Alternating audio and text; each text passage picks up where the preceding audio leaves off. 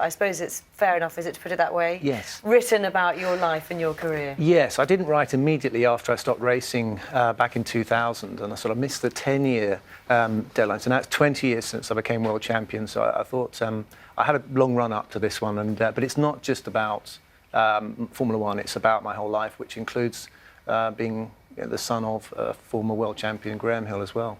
Well, that is a good place to start, because it's a very, very honest account of a moment in time in your life. You had already led an extraordinary life. Your father was a superstar in those days, of course, wasn't he? And then at the age of just 15, he's tragically killed in an accident in a plane. And you describe literally the moment when you first... Could you just take us through that moment?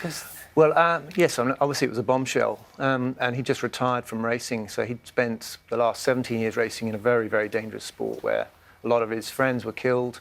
And my mother had, endured all of that and was looking forward. Everyone was looking forward to him to being retired. He was running a Formula One team, but the expectation was that he'd survive into old age. But then, very, very shortly after he retired, he was killed in this plane crash. And you're watching television when the news started to come through. Correct. So the news for me came through on a news flash, and I was watching television with my sister, and I got this ghastly feeling that this was something that could well be my dad's accident, my dad's plane.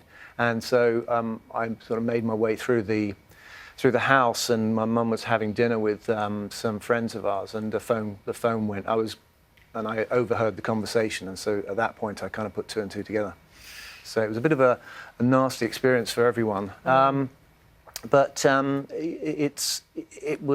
it left this legacy that I hadn't dealt with. We didn't have things like grief counselling in those days. There was a lot of chaos at the time, and really our whole family went into cold storage. And interestingly, in the book you talk about when we're used to seeing you when you were most in the spotlight, when you were driving. Yeah. Actually, at that time, what you think you were driven by was the suppressed feelings that you'd had from losing your dad. It's almost like you were completing that for him. Yes, I think I explore that in the book. I tried to resolve that, and I don't think you can actually definitively answer one way or another. I mean, definitely I'm a competitor myself. I love driving, I love competing. So that was true, but there was always this element of a kind of... I mean, Murray Walker famously, when I won the championship, he said, I've got to stop because I've got a lump in my throat.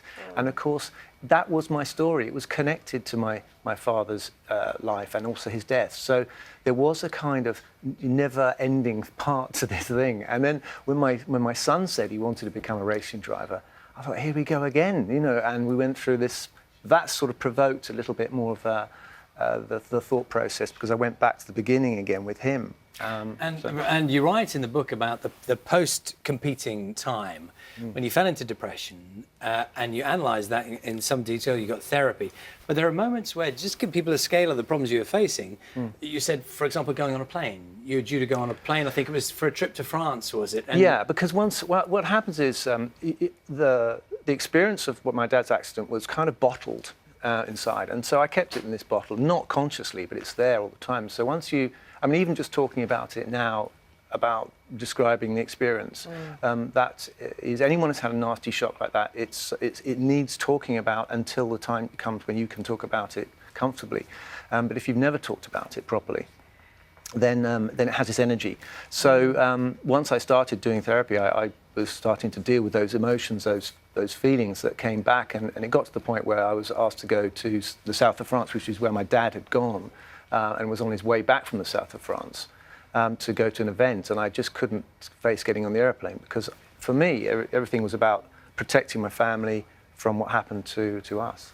And that would be a feeling that so many people who are watching, you don't have to be a Formula One driver to feel those kind of feelings and the overwhelmingness of it as well.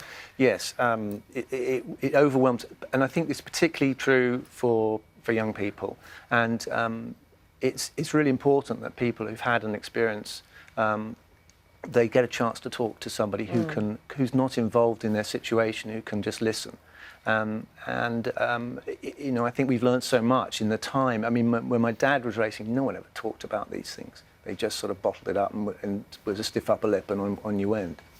Did you find, though, that the process of writing the book helped you in any way? Because, you say in the book, talking about your fears takes the power away from them. So writing it all down, I think has that helped? I think it's very important. I think I felt like I'd had this experience which I couldn't really explain, and therefore I couldn't explain myself. And my career was not a typical career. It certainly wasn't. I didn't wake up when I was 6 years old or whatever it is and say I want to be a racing driver like Max Verstappen or someone like that.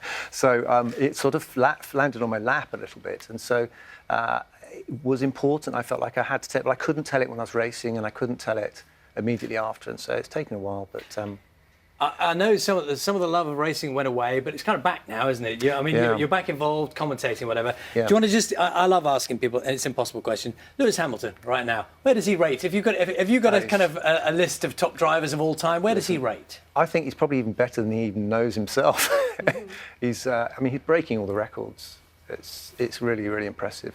I mean, he's got his lifestyle, which throws us all a little bit every now and then, but. He's a sweet guy. He's an incredible competitor, an incredibly talented driver.